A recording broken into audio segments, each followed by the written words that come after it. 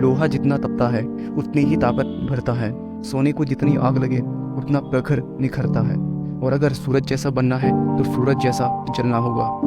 और नदियों सा आदर अगर पाना है तो पर्वत छोड़ निकलना होगा। एक स्टूडेंट लाइफ वो पल जब लोहा तपता है और आग लगती है, इसमें जो जितना तपेगा वो उतना ही चमकेगा। नदियों जैसा आदर पाना है तो पर्वत छोड़ निकलना होगा, यानी कंफर्ट जोन और बुरी आदतें छोड़नी होगी।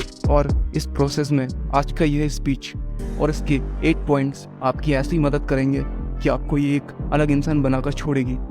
हार्वर्ड यूनिवर्सिटी के प्रोफेसर विलियम जेम्स का कहना है कि हमारी आज की जनरेशन की सबसे बड़ी खोज ये है कि इंसान अपना एटीट्यूड को बदलकर अपनी ज़िंदगी को बेहतर बना सकता है।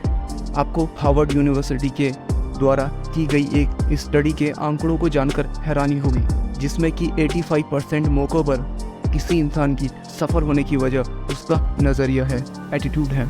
आज जिस बुक की मैं बात करने वाला हूँ उस बुक का नाम है यू कैन विन, जीत आपकी, बाय शिव खेड़ा। अब मैं आपको इस बुक के दिए गए फर्स्ट चैप्टर के एक छोटी सी कहानी के माध्यम से समझाता हूँ। एक आदमी मेले में गुब्बारे बेचकर अपना जीवन यापन करता था। उसके पास सभी रंगों के गुब्बारे थे। जब उसकी बिक्री कम होने लगती थी तो वह हीलियम गैस से भरा एक गुब्बारा आकाश में उड़ा देता था। बच्चे उस फूटते गुब्बारे को देखकर उसे पाने के लिए उतावले होने लगते थे और वे बच्चे उस आदमी के पास गुब्बारे खरीदने के लिए पहुंच जाते थे। इस तरह उसके गुब्बारे फिर से बिकने लगते थे। उस गुब्बारे वाले के पास में खड़े हुए एक मासूम बच्चे ने उनसे पूछा कि अगर आप इसी काले रंग के गुब्बारे को आकाश में छोड़ेंगे तो क्या वह भी उड़ेगा? बच्चे के इस सवाल ने गुब्बारे वाले के मन को छू लिया और उसने जवाब दिया, बेटा, गुब्बारे रंग की वजह से नहीं बल्कि उसके अंदर भरी हुई गैस की वजह से उगते हैं। हमारी असल ज़िंदगी में भी यही सिद्धांत काम करता है। मैं यहाँ एक उदाहरण देना चाहूँगा। डॉक्टर APJ अब्दुल कलाम, नाम तो सुना ही होगा आपने। वो भारत के ऐसे साइंटिस्ट थे जिनको भारतीय मिसाइल मैन के नाम से जाना जाता था। Missile man doctor APJ Abdul Kalam, वे भारत के 11वें नंबर के राष्ट्रपति थे। कलाम साहब ना तो गोरे थे और ना ही लंबे थे और ना ही दिखने में ज़्यादा सुंदर थे, लेकिन अपने पॉजिटिव एटीट्यूड और मेहनत की वजह से उन्होंने इतनी बड़ी कामयाबी हासिल करी कि पूरी दुनिया उन्हें आज जानती है और उनका सम्मान करती है। इस बुक में शिव खेड़ा जी ने लिखा है कि जीतने वाले कोई अलग काम नहीं करते बल्कि वे हर काम को अलग ढंग से करते हैं। आखिर एटीट्यूड को तय करने वाले पॉइंट कौन कौन से हैं? हमारे एटीट्यूड का ज़्यादातर हिस्सा हमारी ज़िंदगी के शुरुआती सालों में बन जाता है। आगे चलकर हमारा नज़रिया, एटीट्यूड कैसा होगा, ये 3 चीज़ों के ऊपर डिपेंड करता है: माहौल, तजुर्बा और शिक्षा, यानी इन्वायरमेंट, एक्सपीरियंस और एजुकेशन। माहौल यानी इन्वायरमेंट, आपने तो ये कहावत सुनी ही होगी, जैसी होगी संगत वैसी होगी रंगत। इसका मतलब ये है कि हम जैसे लोगों के साथ रहते हैं हम वैसे ही बन जाते हैं। आपने ये देखा होगा कि कुछ लोगों का घर प्यार और शांति से भरा होता है, जबकि कुछ ऐसे भी होते हैं जहाँ अक्सर लड़ाई झगड़े होते रहते हैं। यह सब उनके एटीट्यूड पर निर्भर करता है। दूसरा, तजुर्बा यानी एक्सपीरियंस। हमारा अनुभव और हमारे साथ घटित घटनाएं हमारी ज़िंदगी का टर्निंग पॉइंट होते हैं, जो हमारे जीवन में मार्गदर्शन की भूमिका निभाते हैं। अगर किसी इंसान से हमें मिलकर अच्छा अनुभव मिलता है तो उसके बारे में हमारा नज़रिया भी अच्छा ही होता है। तीसरा, शिक्षा यानी एजुकेशन। शिक्षा का हमारे जीवन पर काफ़ी गहरा प्रभाव पड़ता है, इसलिए एजुकेशन ऐसी होनी चाहिए जो हमें रोजी रोटी कमाना ही नहीं बल्कि जीवन जीने का तरीका भी सिखाए। हम जैसा सीखते हैं, जैसा सोचते हैं, हमारा एटीट्यूड वैसा ही बन जाता है। अब बात आती है सकारात्मक नज़रिया कैसे विकसित करें। नज़रिया बदलने के 8 कदम, 8 स्टेप्स, जो कि इस वीडियो के सबसे इम्पोर्टेंट पार्ट है। और ये अगर 8 स्टेप आपने फॉलो कर लिया, सीख ली, सुन ली सारी चीज़ें, तो आपको लाइफ में आगे बढ़ने से कोई नहीं रोक सकता। सबसे पहला, अपनी सोच बदलो और सिर्फ अच्छाई देखो।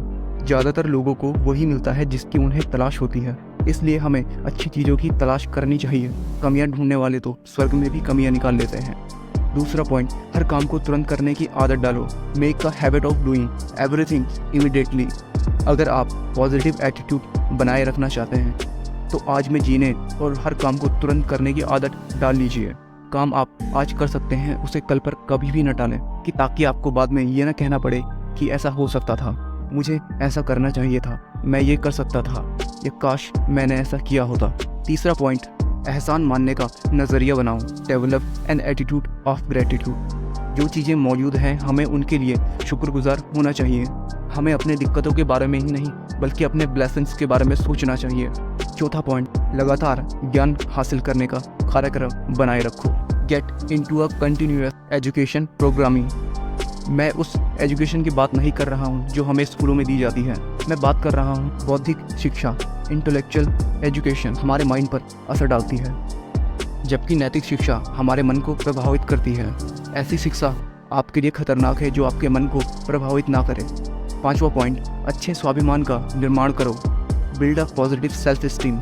स्वाभिमान खुद अपने बारे में महसूस करने का नज़रिया है। अगर आप एक अच्छे स्वाभिमान का निर्माण करना चाहते हैं तो इसका सबसे अच्छा तरीका है कि आप लोगों की इस तरह से मदद करें जिसका बदला वो ना तो पैसों से और ना ही किसी और चीज़ को देकर चुका सकें। छठवां पॉइंट, नकारात्मक प्रभाव। Stay away from negative influence. ज़्यादातर लोग मन में कुछ करने की इच्छा लिए ही कब्र में चले जाते हैं। ऐसा अक्सर नकारात्मक प्रभाव की वजह से होता है। अगर आप कामयाब लोगों की संगत में रहोगे तो एक दिन आप भी कामयाब हो जाओगे, और अगर आप किसी चिंतक की संगत में रहोगे तो आप भी चिंतक बन जाओगे। आपको हर एक उस चीज़ से दूर रहना चाहिए जो आपके ऊपर नकारात्मक प्रभाव डाले। सातवां पॉइंट, जरूरी कामों को करने की आदत डालो। Learn to like the thing that need to be done. आपकी पसंद या नापसंद कोई मायने नहीं रखती, क्योंकि कुछ काम ऐसे होते हैं जो हमें करने ही होते हैं। जिस तरह एक माँ अपने बच्चे की देखभाल हर हाल में करती है, चाहे उसे ऐसा करने में कितनी भी तकलीफ क्यों ना हो। इसलिए जो काम जरूरी है उसे शुरू करें, फिर जो मुमकिन है उसे करें। ऐसा करने से आपके लिए नामुमकिन काम भी मुमकिन हो जाएगा। आठवां और सबसे आखिरी पॉइंट, अगले दिन की शुरुआत अच्छे काम से करो। Start your day with something positive. आपको अपने दिन की शुरुआत पॉजिटिव चीज़ों से करनी चाहिए। इसके लिए आप कोई भी अच्छी सी किताब पढ़ सकते हैं या कोई भी एक अच्छा सा ऑडियो सुन सकते हैं। ऑथर ने इस किताब में छोटी छोटी कहानियों के माध्यम से बहुत ही अच्छे तरीके से इन 8 तरीकों के बारे में समझाया है। अगर आपने इन 8 पॉइंट्स को फॉलो कर लिया तो आपकी जीत फिक्स हो जाएगी। दोस्तों, आपको क्या चीज़ें समझ आई या क्या आप ये सारी चीज़ों को फॉलो करोगे, कमेंट बॉक्स में हमें ज़रूर बताइएगा। Wish you all the best. Thank you so much.